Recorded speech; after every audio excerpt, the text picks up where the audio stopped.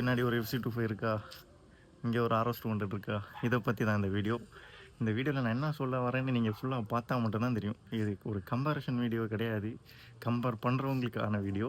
அதனால் வீடியோவை ஃபுல்லாக பாருங்கள். வாங்க வீடியோக்குள்ளே போகலாம். மறக்காமல் சப்ஸ்கிரைப் பண்ணிடுங்க கைஸ். கைஸ், Yamahaல R15 V4 V3ன்னு 2 இருக்குது, பஜாஜில் பல்சர் NS RSன்னு 2 இருக்குது. இவங்க 2 பேரும் எப்போ பார்த்தாலும் அடிச்சுட்டே சுற்றுவானுங்க. பஜாஜ்காரன் சொல்லுவான் நான் தான்டா பெருசு, யமஹாக்காரன் சொல்லுவான் நாங்கள் தான்டா டாப் அண்ட் கிங் அப்படின்ட்டு. யாருக்குமே நான் இப்போ சப்போர்ட்டாக பேச வரல. ஒரு வேளை பஜாஜ் வந்து யமஹாவை அடித்து தூக்குன மாதிரி ரீல்ஸ் போடுவாங்க, நாங்கள் முடிச்சிட்டோம்டா அப்படின்ட்டு. அதுக்கு யமஹாக்காரன் சொல்லுவான், நாங்கள் ஒரு 250cc பைக்கை லான்ச் பண்ணால் எப்படி இருக்கும்டா, உங்களால் தாங்க முடியாதுன்னு. அதுக்கு இந்த பாவப்பட்ட FC25 கொண்டு வச்சு பஜாஜ்காரன் முடிச்சிருவான். பஜாஜ் பைக்கோட ஓனர் உங்கள் 250 இவ்வளோ தானா அப்படின்ட்டு.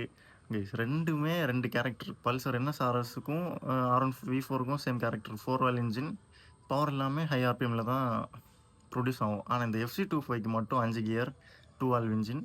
ஆனால் 20.9 Nm 20.8 Nm டார்க் இருக்குது, 20 bhp பவர் இருக்குது. பவர் நார்மலாக இருக்குது, ஆனால் டார்க் வந்து பவருக்கு ஈக்குவலான டார்க்.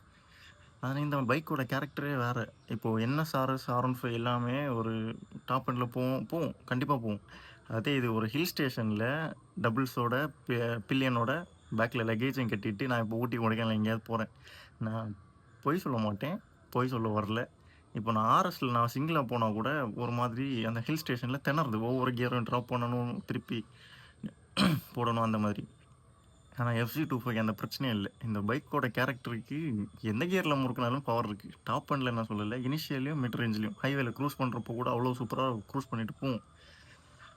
சம்மந்தமே இல்லாமல் இந்த பைக்கை கொண்டு போய் அந்த பைக்கை கூட கம்பேர் பண்ணிவிட்டு இது ஒரு எப்பவும் ஒரு அண்டர் ரேட்டட் பைக்காகவே வச்சுட்ருக்கு.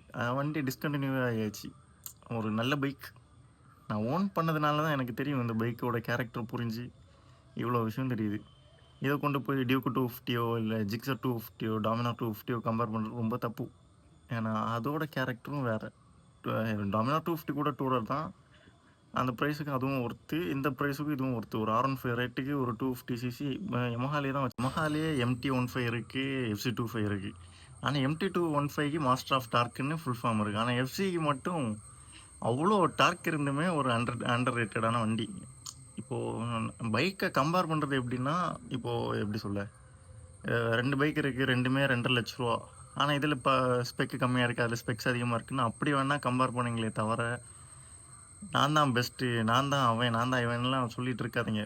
இப்போ ஒரு பைக்கு பிடிச்சிருக்குன்னா அந்த பைக்கை லுக்கை மட்டும் வச்சு ஜட்ஜ் பண்ணக்கூடாது. முதல்ல அந்த பைக்கை நீங்கள் ஓட்டி பாருங்கள், உங்கள் கேரக்டருக்கு அந்த பைக் செட் ஆகுதா, எல்லாமே பிடிச்சிருக்குன்னா அந்த பைக்கை நீங்கள் ஓன் பண்ணுங்கள். ஒரு வேளை இப்போது நிறைய பேர் பார்ப்பேன், இந்த R15 எடுத்துகிட்டு RC 200 எடுத்துகிட்டு எதுக்கு இந்த பைக்கை லான்ச் பண்ணுறான், ஓட்டவே முடியல, ஷோல்டர் பெயினாக இருக்குன்னு.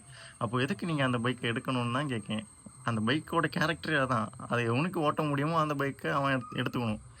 உங்களுக்கு ஒரு நேக்கட் பைக்கை ஓட்டிட்டு இந்த பைக்கு நான் பிடிச்சிருக்கு, லுக்கு நல்லா இருக்குன்னு எடுத்துகிட்டு அதை போட்டு திட்டிட்டு இருக்கக்கூடாது. ஒரு ஸ்போர்ட்ஸ் பைக்குன்னா அப்படி தான் இருக்கணும், ஒரு ஏரோடைனமிக்கல் டிசைனோட. இப்போ RS 200 இருக்குது, அது வந்து ஸ்போர்ட்ஸ் பைக்கு தான், ஆனால் அது ஸ்போர்ட்ஸ் டூரர் மாதிரி.